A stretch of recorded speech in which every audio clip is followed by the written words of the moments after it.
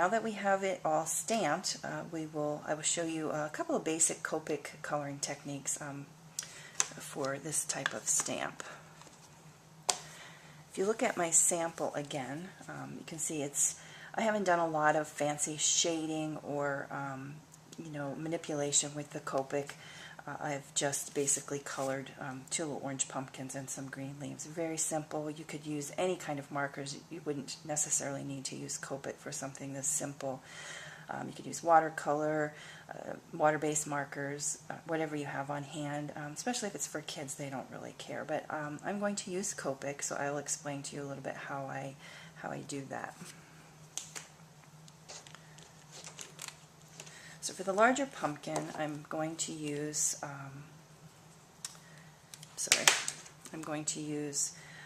YR12, YR14, and YR16 for my colors. So I will start out and I will color the whole pumpkin with the YR12. It doesn't have to be especially neat or streak-free at this point.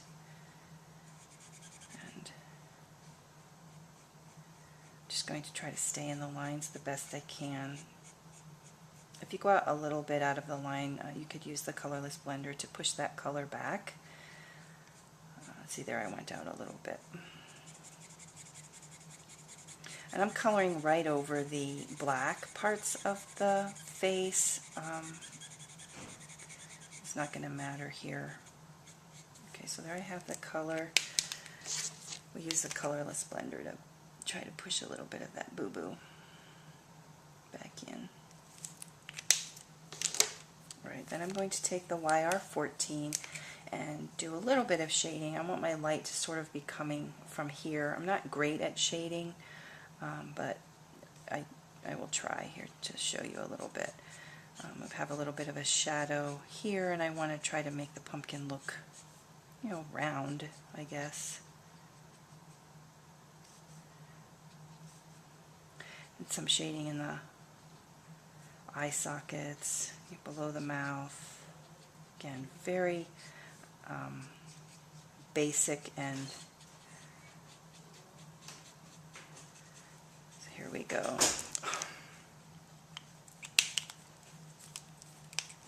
So then I will go back with the YR12 and blend that shading so that it doesn't look quite so streaky.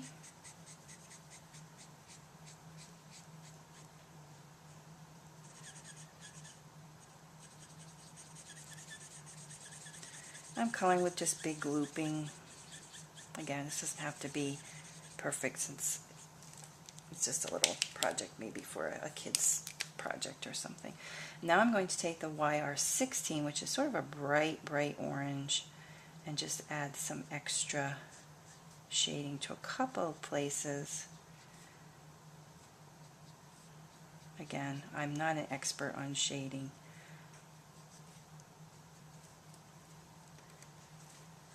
You might want to try to find some videos from people who are really good at this kind of thing, but I think this will give you a little bit of an idea of how to do it.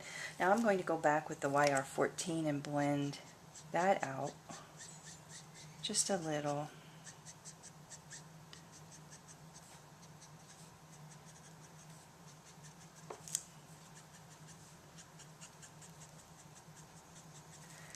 And then when I go back in with the YR12, I'm not going to go back over some of those areas. I'm only going to try to see where it's streaky and to blend so that I don't blend out too much.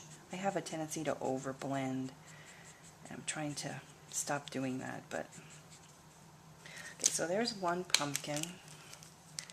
You can see I went out of the line a little bit over here. I'll try to fix that. You get the idea, I think, of how to do it. So for the next pumpkin, I wanted him to be a little brighter, so I'm using YR4, YR7, then again the YR16. So I will color the little sad pumpkin with the YR4.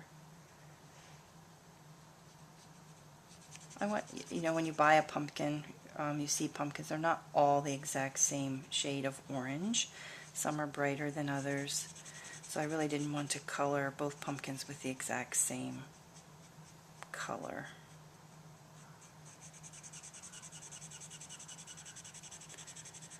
Alright, now take the YR7, and because my light's coming from here, we're going to have a shadow back here where this pumpkin's behind the other pumpkin. And then to try to make him look a little round. I am Copics certified, but if you've been through the Copics certification classes, you will know that that doesn't always mean anything. It just means I took classes, and I'm trying to learn and follow what they told me, but I'm not always that great at it, especially when I'm in a hurry. Alright, so now we're going to blend.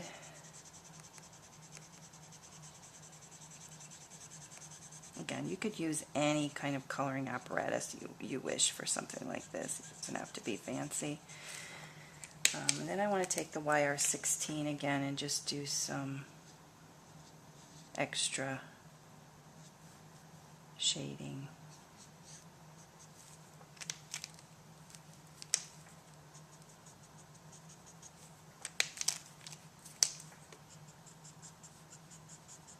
Just want them to be orange at this point.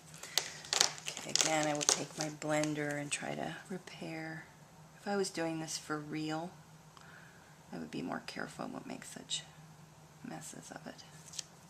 Okay, now we're going to do these stems, and I'm using E25 and E29. Again, nothing fancy for something like this, just coloring in this pumpkin stems, and then a little bit of the darker where I think a shadow would be. This one's mostly dark. And then blend it. Let's see, I have a little bit of white space there. Sometimes I don't hit it all. Alright, then we'll look at the leaves and how I stamped the had the pumpkins masked, so it looks like the leaves are all coming out from behind the pumpkins. So I'm just going to quick color those. I'm using YG63 and YG67 for the leaves. With a little project like this, I tend to only use 2, maybe 3 colors. With a bigger project or something I want to take more time with, I will use more blending.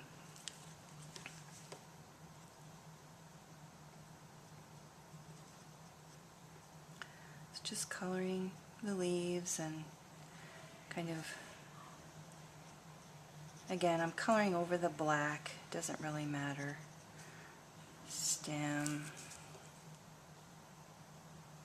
I'm sitting a little awkward at my desk so that the camera can pick up what I'm doing. I've never done one of these videos before, so this is my first. You guys are guinea pigs with this.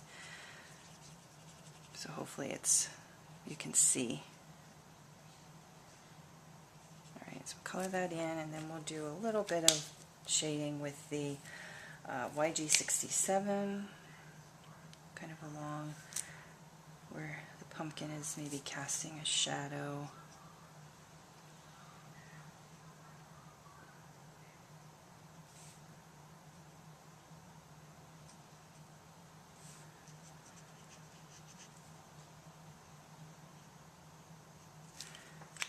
I just make it up as I go along. And blend. You can see that I have a piece of white computer paper under my desk. That's number 1, to protect my desk, and number 2, to absorb ink, and when I stamp, if I overstamp. I don't know if you're not familiar with Copic, they bleed through. You can see the back, how it absorbs into the paper, and so I don't want that on my desk either. So there you have the pumpkins and the vines colored. Now I want to take Y13 and just hit the letters. You can see these letters have some open spaces. I just hit them a little bit. It doesn't matter if I'm messy here. I want it to kind of look whimsical and not perfect. Just hit those letters. Then I want to take a jelly roll pen. This is Stardust. It's just basically glitter in a pen. And I want to hit these little curlicues. Again, it doesn't matter if I go completely over them. I just want to have some sparkle.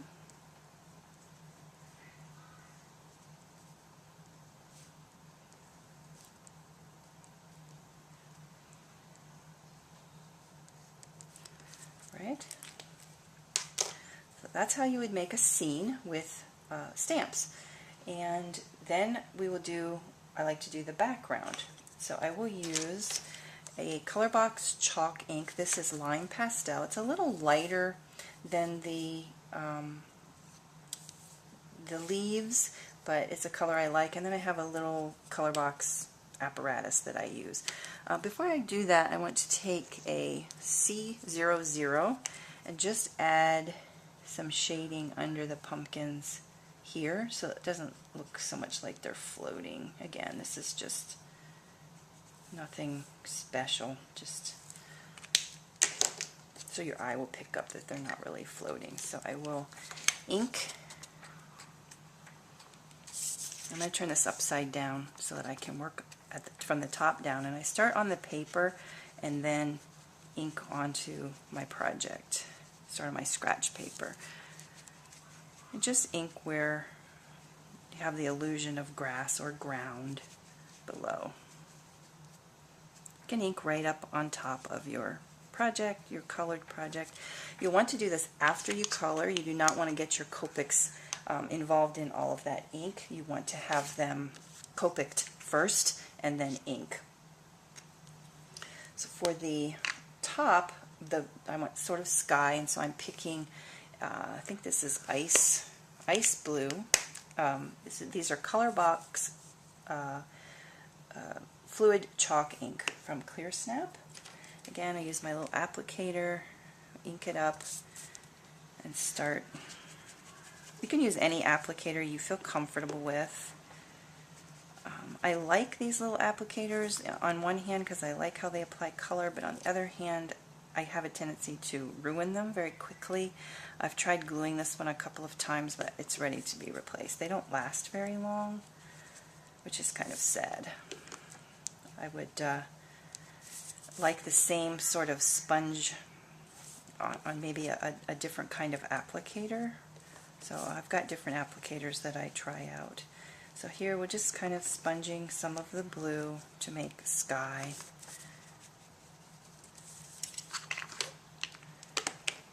And then because it's Halloween, I want a little bit of purple, so I'm using a warm violet from this same. This is the Misty Meadow stack of Colorbox fluid chalk inks. And again, we'll just do a little of that purple, blend it with the blue.